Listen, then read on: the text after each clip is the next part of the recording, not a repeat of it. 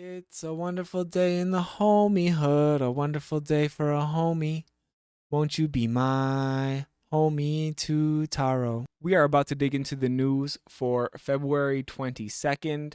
It is a Wednesday and we are getting over that hump. These are the Canadian headlines for today. I was out sick yesterday, so I am a little behind, but we are going to catch up quickly as we can. Every morning we wake up, I read the Globe and Mail, and I try to figure out what the hell is going on in Canada. And as much as we don't trust mainstream media, we try to do our best to parse through and figure out what is going on. They do print a lot of facts, so at least we know we are working within the realm of facts. We talked about this last night when I did a little makeup stream because I missed yesterday. But Ontario Green leader Mike Schreiner says he won't cross the floor to Liberals. So this is what a lot of us were expecting.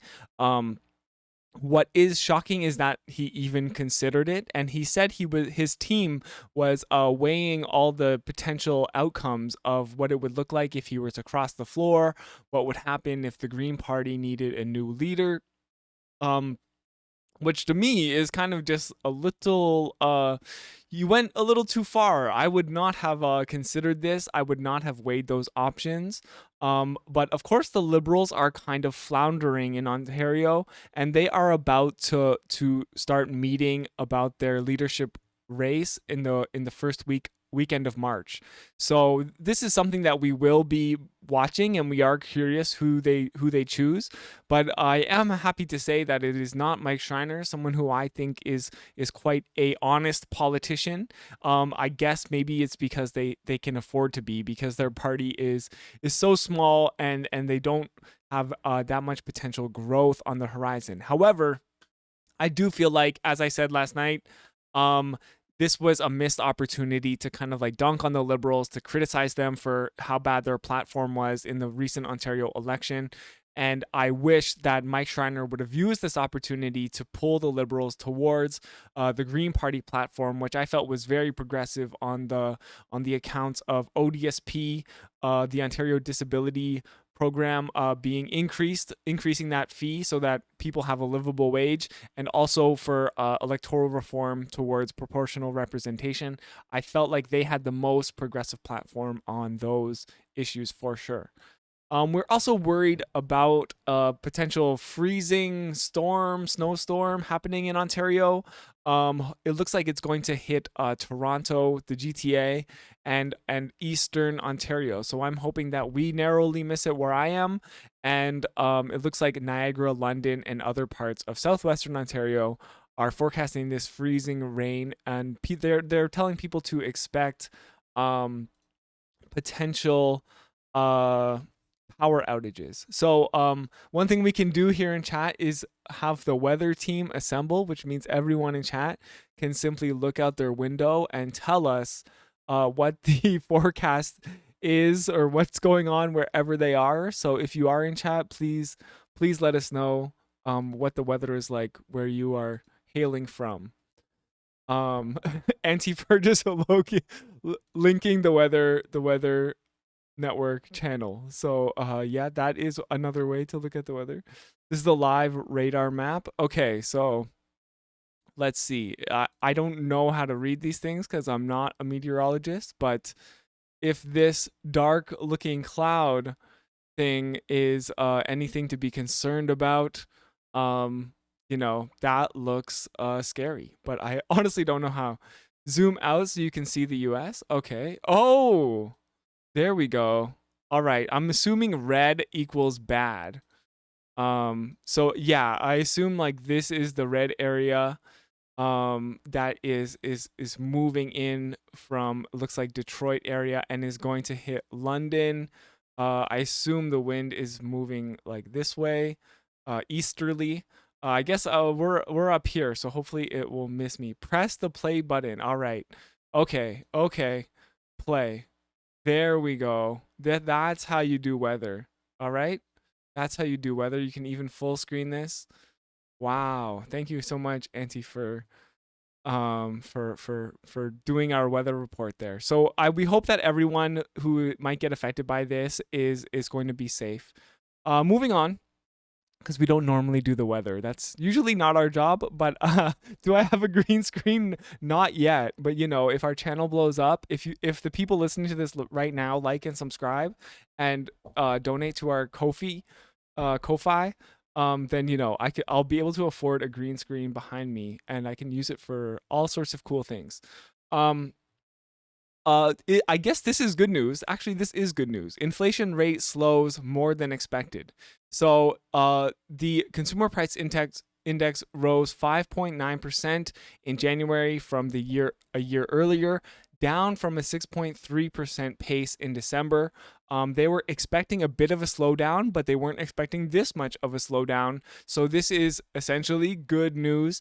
However, this article is warning that the food costs are still climbing. So obviously not fantastic news, but you know, it does mean that we are hopefully getting inflation down to somewhere where they're going to stop raising interest rates, which means hopefully the cost of living will go back to what it was in its glory days during the pandemic, the height of the pandemic. So moving on, just want to move quickly through this stuff.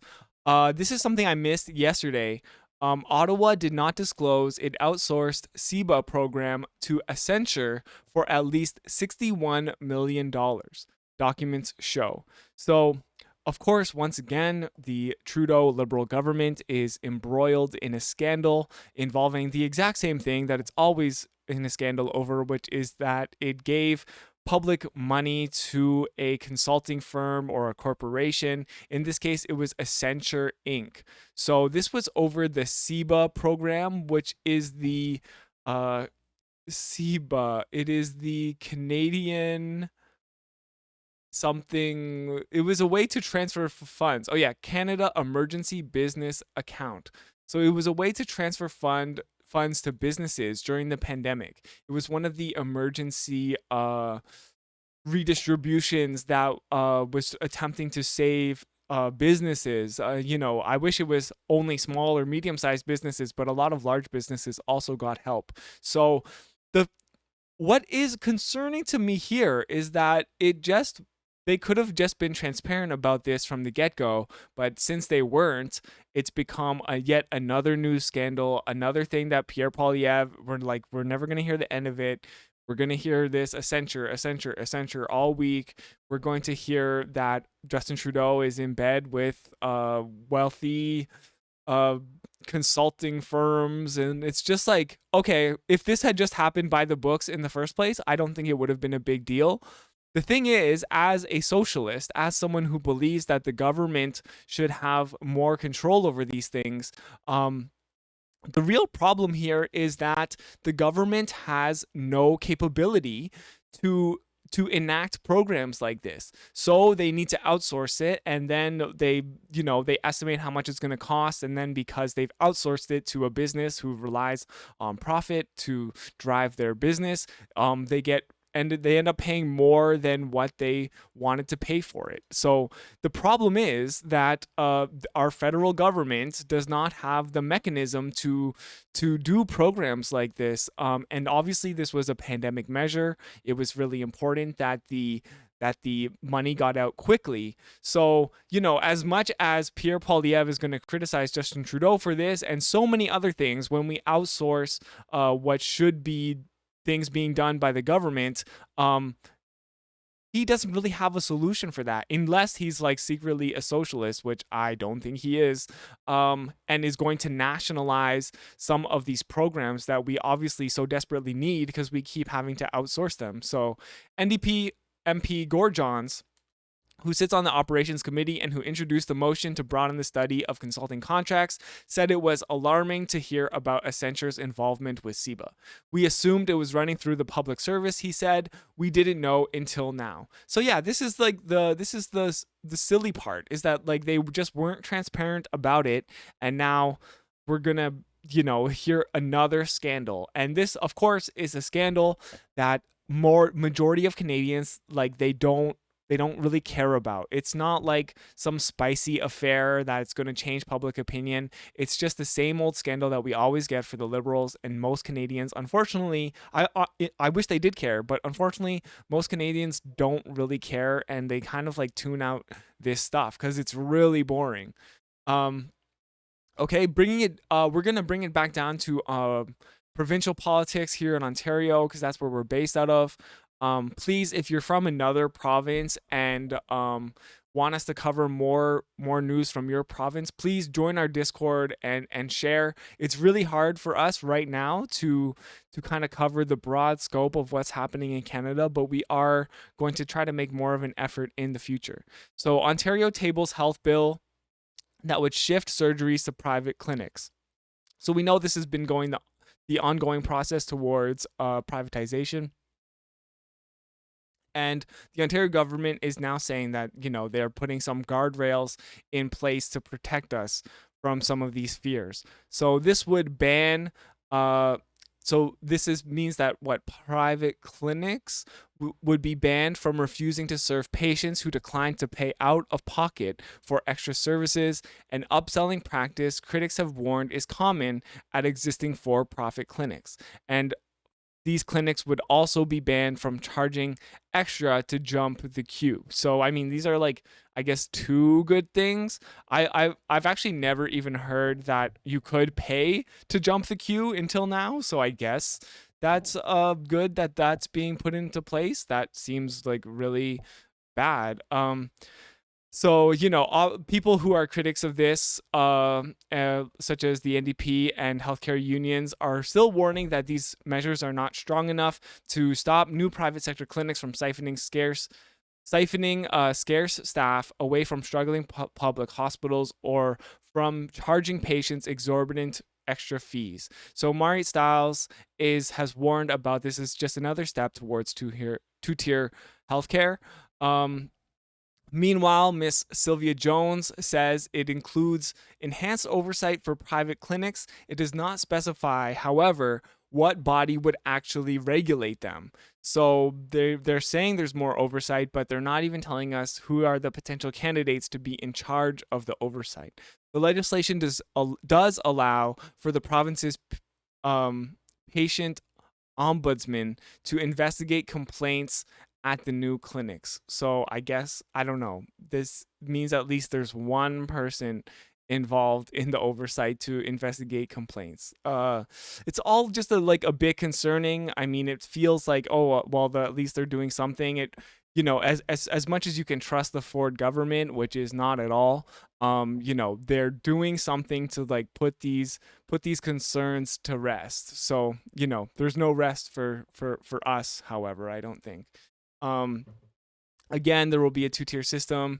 This is, Marit Stiles here is saying that Doug Ford has manufactured this crisis and now is still in the process of suppressing wages for public healthcare workers such as nurses, and they've moved to appeal that in court. So the fact that they're doing that is really an indication that they don't care about nurses, they don't care about workers.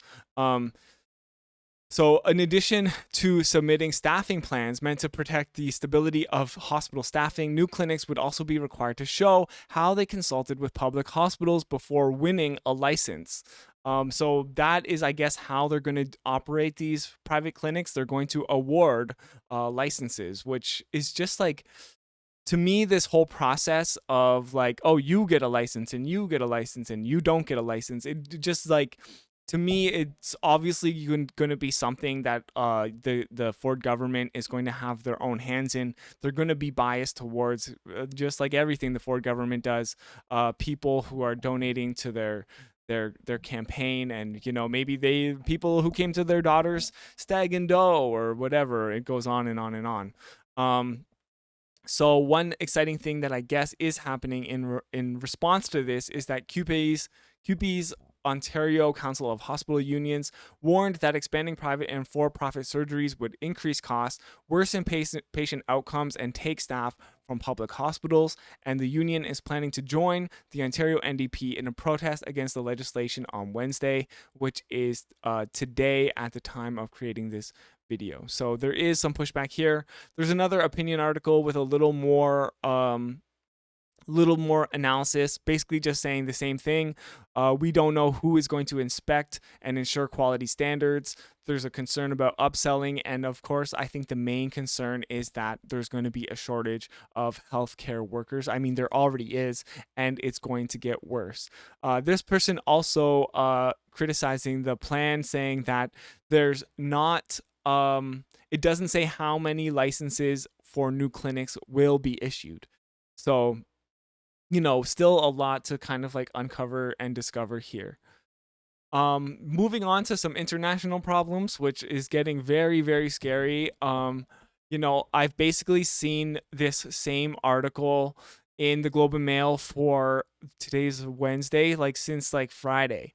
So this is like the 5th day in a row, essentially seeing a similar article about what is going on with Canada's relationship with China in regards to the CSIS report and the Globe and Mail reporting that found that China had put its hands into our most recent election. So it's a bit bizarre, like, to see how similar these articles are, and they're from the same people every time: the Ottawa bureau chief and the senior parliamentary reporter. So this is saying Canadian military found Chinese monitoring buoys in the Arctic. However, when you read this article, you realize it's not about that at all. They found these Chinese monitoring buoys in the fall. So this is not breaking news, but I think it was just a creative way for them to go on and print another article about how China was interfering with Canada's election. Again, this is something that did not affect the results of the Canadian election, but they did find that there was some interference. I guess the main things are illegal cash donations, which, okay, yeah, make sure that doesn't happen. Spreading disinformation, which is like, okay, but like what? I don't know. I don't even know how I feel about that. Like, if China is spreading disinformation about Canada, is Canada not spreading disinformation about China, or are there not uh are there not people within Canada who are spreading disinformation also? Like, are we supposed to trust some of these more conservative outlets and trust that they're not spreading disinformation when that seems to be the name of the game? So I don't know. I don't know if I really care about spreading disinformation, because at the end of the day, I do feel like it is our responsibility to parse through the BS and figure out what is disinformation or not. We get sandbagged by disinformation on like all sides. So and the other, I guess, scandalous thing is that they used paid students from China to help preferred liberal candidates. So my understanding there is that they had these Chinese students have business internships, and instead of doing business, they dedicated all of their time to helping liberal candidates get elected. So again, I don't know, how scandalous is that really? Like, students got experience, like Chinese students got experience working in politics, and like, yeah, I guess it's a little fishy, but like, it's not something that is like voter fraud, which is very evidently like rigging an election, So a lot of this feels to me like beating the war drums and escalating the conflict between China. It really feels like they are preparing the Canadian population to say China bad and like brace yourself because we might be going to war with China. However, the thing that gets me is that, our economy has suffered so much from China's zero COVID policy, and we're kind of now just recovering from them reopening and the supply chains opening again. How can we even go to war with China? They basically have the West by the cojones. And I don't really understand how our economy could survive a war with China, because it's really just not built for that. So I wish they would beat the war drums a little quieter. So anyways, the Conservatives are tabling a motion at the committee supported by the Bloc Québécois to call for testimony from Justin Trudeau's Chief of Staff, Katie Telford, as well as former Public Safety Minister Bill Blair, the former Foreign Affairs Minister Marc Garneau, and Marc Garneau. So both of these men held portfolios during the 2021 election. However, the Liberals MPs, along with NDP MP Peter Julian, voted against calling those officials, and the motion failed. So I mean, which I am fine with. Like, it just honestly seems like a big distraction. It would have been just like a way for Conservatives to kind of like score political points. I doubt someone would be treated well if they were known for not being able to pay. Oh yeah, talking about healthcare. True. Yeah. So in response to the Globe story on the 2021 election, Mr. Trudeau told reporters at a Friday news conference that he expects CSIS to find out who is leaking the secret reports. So I guess this is an interesting aspect of it. Like, there's somebody at CSIS who is leaking this to the Globe and Mail and who is basically giving ammunition to the Conservative Party. So I guess, it's important to like figure out why is this happening. It's certainly a sign that security within CSIS needs to be reviewed, Mr. Trudeau said, and I'm expecting CSIS to take this issue very seriously. So, we have a leaker, which is a bit curious. Lastly, the most important news, sadly, that is happening today is that Vladimir Putin suspended a nuclear treaty with the U.S., saying the West wants global war against Russia. So this is kind of terrifying. And as I said, it all has to do with this beating of the war drums against China and Russia. This is what happens maybe when they find out that the US destroyed the Nord Stream pipelines. And this is what happens when you're giving so much support to Ukraine, which admittedly I think is justified, and Russia should be stopped here and now before things get worse. But things are also escalating, and I think we can all agree that avoiding World War III would be the ideal scenario. So Russian President Vladimir Putin has accused the West of trying to destroy his country and stated that Russia will halt its participation in a key nuclear arms treaty that has been in place since the end of the Cold War. So this is in reference to the 1991 Strategic Arms Reduction Treaty, aka START, or sometimes it's referred to as New START. I guess that sounds like a great way to end the Cold War, is with a new start. So, shout out to the acronym doing a good job here. This is Mr. Putin saying that the US and NATO say it's their goal to strategically defeat Russia. I am forced to announce today that Russia is suspending its participation in the Strategic Offensive Arms Treaty. Now, it is their stated goal to strategically defeat Russia, but that means like in Ukraine. What I really dislike here from Vladimir Putin is that he's making it seem like NATO forces want to invade Russia and take over their country. There's been no indication of that so far. It is a conflict that is between Ukraine and Russia, although, as we all know, the NATO allied forces have put so much money, so much behind Ukraine. So it is becoming harder and harder to say that this is just a conflict between Ukraine and Russia. Mr. Putin specified that his country was not withdrawing from the pact, but simply putting it on hold, which is, basically the same thing, except maybe more temporary, leaving the door open for this to be opened again. So hours later, U.S. President Joe Biden told the cheering crowd in Warsaw, which I believe is the capital of Poland, that the Russian people should reject Mr. Putin's assertions. The U.S. and European countries do not seek to destroy or control Russia, Mr. Biden said during remarks at the Royal Castle Gardens. Autocrats only understand one word, no, he added. No, you will not take my country. No, you will not take my freedom. No, you will not take my future. So a bit we're hearing some rhetoric on both sides. He did not directly address Mr. Putin's decision to abandon New Start.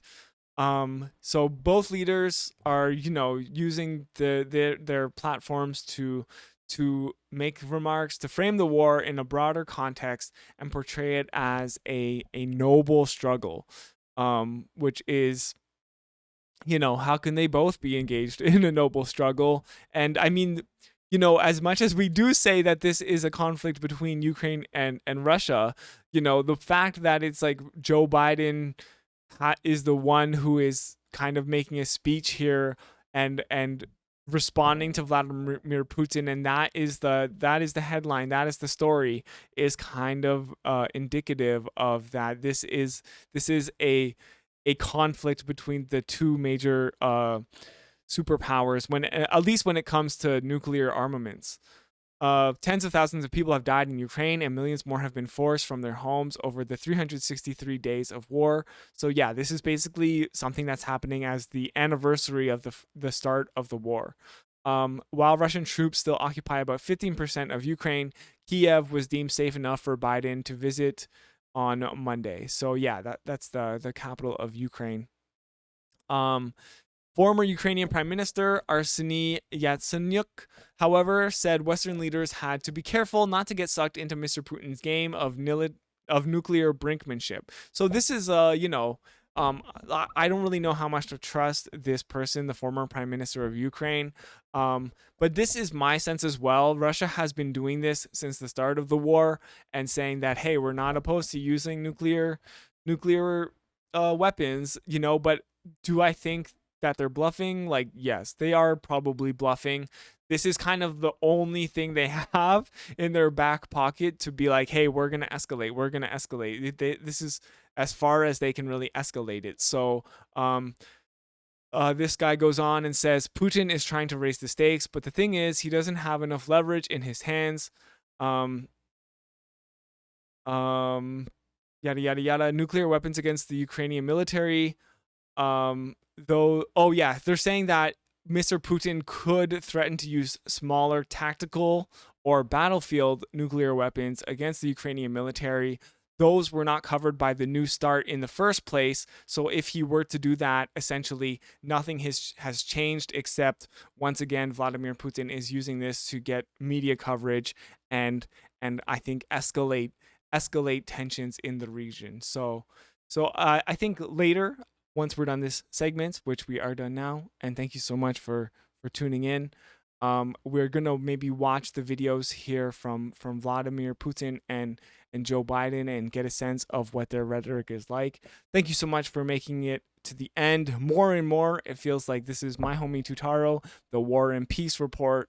Every day now it seems like we're covering China and Russia and the U.S. and Canada, and genuinely getting a bit concerned about the potential for World War III. So I don't know what's gonna happen, but we're gonna just keep doing the news here.